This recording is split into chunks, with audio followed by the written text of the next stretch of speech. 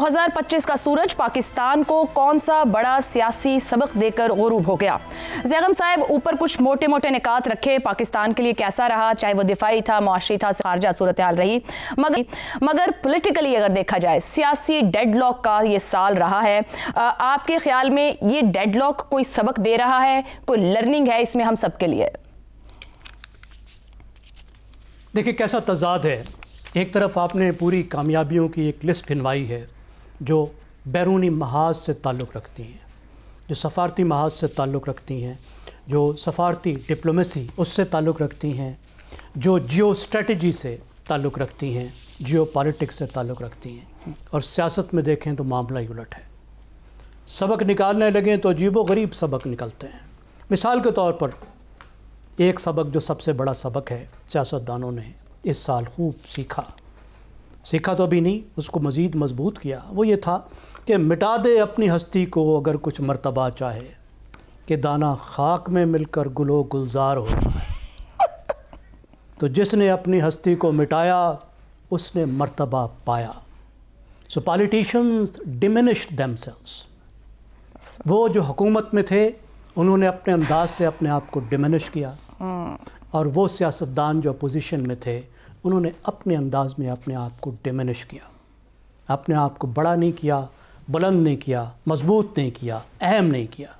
और उसकी वजह है सबक नंबर 2। सबक नंबर 2 क्या है?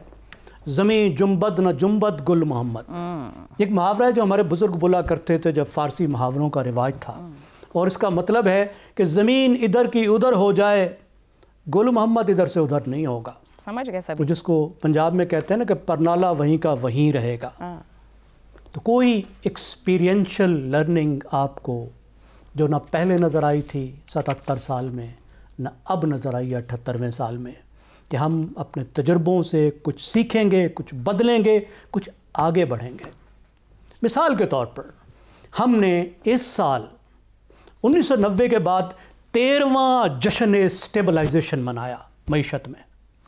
माशी इस्तेकाम का 13वां जश्न था ये 1990 के बाद, क्योंकि 13वां प्रोग्राम था IMF का, और 13वीं दफ़ा हमने डिफ़ॉल्ट से अपने आप को बचाया, 13वीं बार जश्न मनाया। और इसी साल में जब जश्न जारी था चीनी एक्सपोर्ट भी की गई और इंपोर्ट भी की गई। क्या बात है। तो डिड दे लर्न एनीथिंग? क्या उनको इस बात का सबक मिला कि अशराफियाई मईशत इस मुल्क को खा गई है? हर तीसरे साल हम भागते हैं IMF की तरफ, हर तीसरे साल हम उधार मांगते हैं, हर तरह की कंडीशंस को कबूल करते हैं, अवाम को मुसीबत में डालते हैं, 50-50% इन्फ्लेशन हो जाती है, लोग गुर्बत में रगड़े जाते हैं, महंगाई होती है, तरक्की रुक जाती है। तो हमें अब कुछ बदलना होगा, थोड़ी सी कोई कुर्बानी देनी होगी। बहुत कमा लिया, इतना कमा लिया कि 7 पुश्तें खा सकती हैं, चलो 2 साल रहने दो, ये साल जाने दो, चलो अगले साल कमा लेंगे। इवन क्या इतना भी किसी ने लर्न किया? हमारे रूलिंग एलीट ने इतनी सी कुर्बानी दे दी कि इस साल ज़रा दाव ना लगाएं।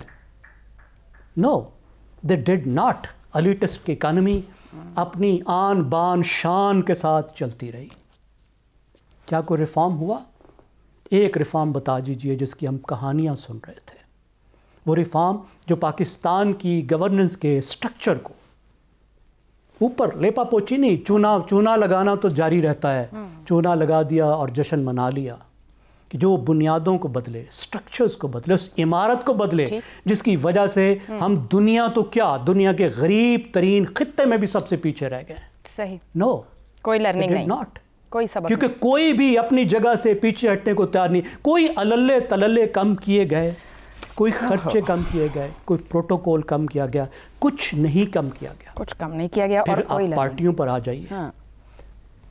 क्या पार्टियों पर आ जाइए?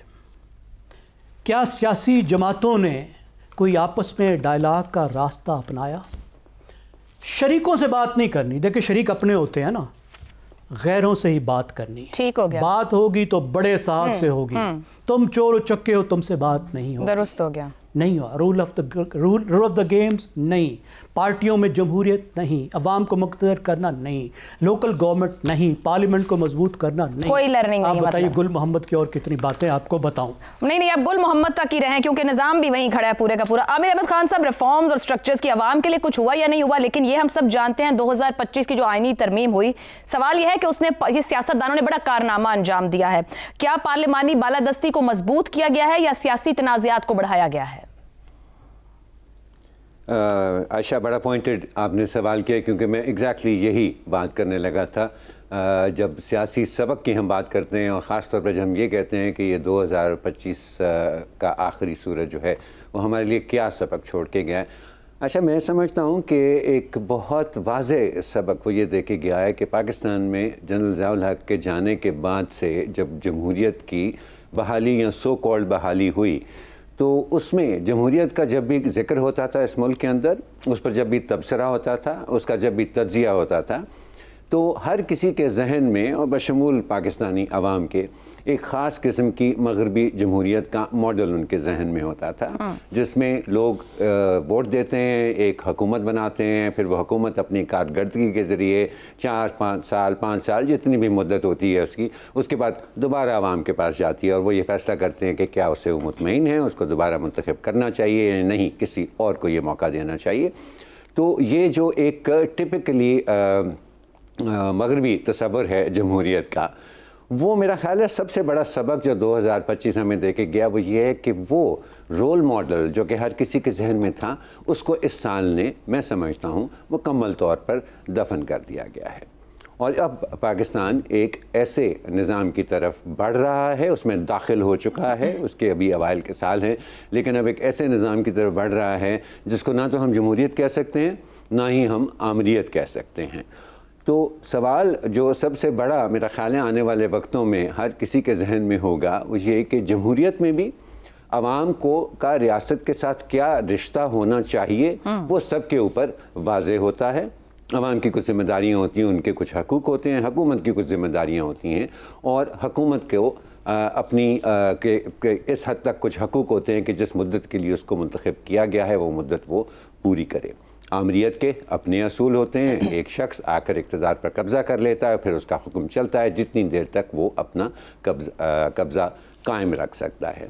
लेकिन ये जिस निज़ाम की तरफ हम बढ़ रहे हैं, मेरा ख़्याल है अभी उसके असूल जो हैं वो भी तय होने वाले हैं। एक ही चीज़ अभी तक वाज़ेह हुई है इस साल में, जो भी डेवलपमेंट्स हुई हैं जिनका आपने बड़ा अच्छी समरी प्रोग्राम के शुरू में दी, उन सब को अगर हमने सामने रखें तो हमें एक ही चीज़ नज़र आती है कि अब पाकिस्तान एक हमने उसका एक नाम ईजाद कर लिया है, हाइब्रिड। लेकिन ये हाइब्रिड किस बला का नाम है? इसमें ये उसके कितने हाथ हैं, कितने पाँव हैं, वो कैसी चाल चलता है, वो किस डायरेक्शन में जाता है, वो किसकी सुनता है, किसके दबाव में आता है या किस पर दबाव डाल सकता है, अभी मेरा ख्याल है ये वाज़ेह होना बाकी है। सो अब मेरा ख्याल है आइंदा के साल में जो भी तज्ज़िये या तबसरे होंगे उसमें जो भी आपके तज्ज़ियाकार होंगे, जो भी तबसरा कर रहे होंगे, शायद उनको ये जहन में रखना चाहिए कि वो अपने दिमाग से वो वेस्टर्न डेमोक्रेसी का जो एक मॉडल था वो निकाल दें, क्योंकि वो मॉडल अब पाकिस्तान में इस साल ने और जो इवेंट्स थे लीडिंग इनटू दिस ईयर उनने मेरे ख़्याल में मुकम्मल तौर पर दफन कर दिया है। इसका हरगिज़ आशा ये मतलब नहीं है कि हम अपनी रिप्रेजेंटेटिव गवर्नमेंट्स पार्लियामेंट्री सुप्रीमेसी की जब हम बात करते हैं, पार्लियामेंट की बालादस्ती की बात करते हैं सारे, हम उसको भूल जाएं और हम रिज़ाइन करके बैठ जाएं। लेकिन वो नया रिश्ता क्या होगा अवाम के बीच में, जो आमरीत में भी क्लियर होता है और जमहूरियत में क्या भी क्लियर होता है, वो नया रिश्ता अवाम और रियासत के बीच में क्या होगा, ये मेरा ख्याल है अब एक की क्वेश्चन है जो कि आने वाले वक्तों के अंदर सेटल होगा। और इस लिहाज से मैं समझता हूँ कि बाकी सारी चीज़ों को, मईशत को अपनी जगह रखें, पाकिस्तान की फॉरेन पॉलिसी, उसकी सक्सेसेस, उसकी शॉर्टकमिंग्स, उनको अपनी जगह पर रखें। लेकिन ये एक एलिमेंट मेरी नज़र में अगर पोलिटिकली इसको देखा जाए तो सबसे अहम एलिमेंट था